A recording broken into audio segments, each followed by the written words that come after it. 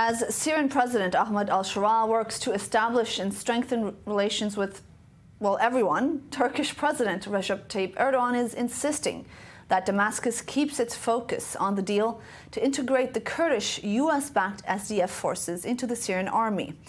Erdogan also said that Turkey, Syria, Iraq and the US have formed a committee to discuss the fate of ISIS militants in prison camps in northeast Syria, which have been run by the SDF for years. Meanwhile, reports that Turkey has established a permanent military deconfliction hotline with Israel to prevent clashes between their forces operating in Syria. This after a month of talks held in Azerbaijan, and as Turkey continues to expand its military ambitions in Syria. And joining us now is Dr. Sinan Sidi, Senior Fellow on Turkey at the Foundation for Defense of Democracies. Thank you so much for joining us this evening. So from meeting Trump last week to convincing the EU to drop sanctions, al-Shara seems to have been everywhere recently. And Erdogan is raising his hand here and reminding him of his commitments with Turkey. What is Erdogan saying here, and how important is it for Ankara to send this message right now?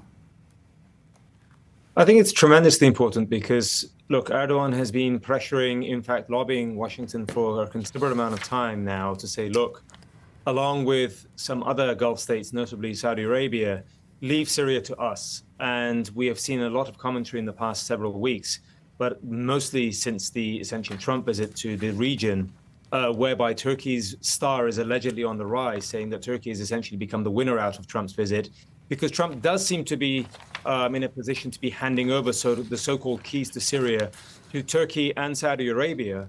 And we're seeing some of the fruits of this come out now. We also had a senior Turkish delegation to Washington that was here on Tuesday, just a couple of days ago. And again, as you just correctly reported, we saw that similar petitions being made by the Turkish team saying, look, leave the ISIS prisons to the central administration, to the Shura administration in Syria.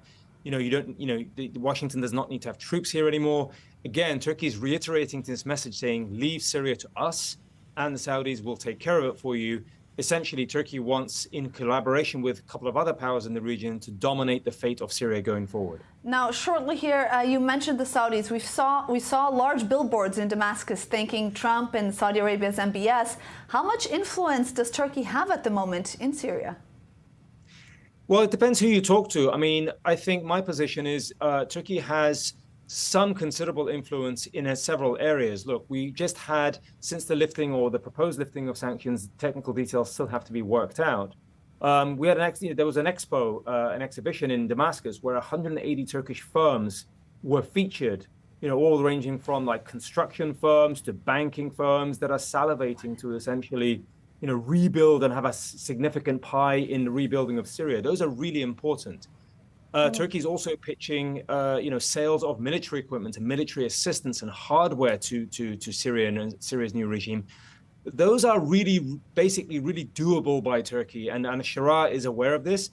But I'm also hearing that Shura does not want to be under the thumb, under the will of the Erdogan regime and the government in Turkey. It would like to have a more sort of diverse relationship with regional powers, and that's one thing. And one thing that Turkey does not have in abundance, obviously, is capital, money, right?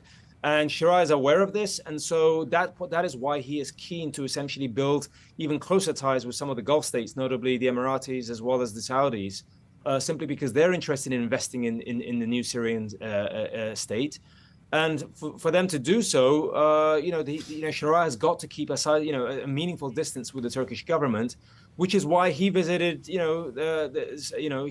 was careful to visit Saudi Arabia before, even meeting with Erdogan. And Erdogan joined that meeting essentially first, through Zoom. So he's very careful with his symbolisms and symbology, but he has to sort of make the best of both worlds between the Turks and the Gulf states. All right, Sinan Sidi, thank you very much for your insights. We appreciate it.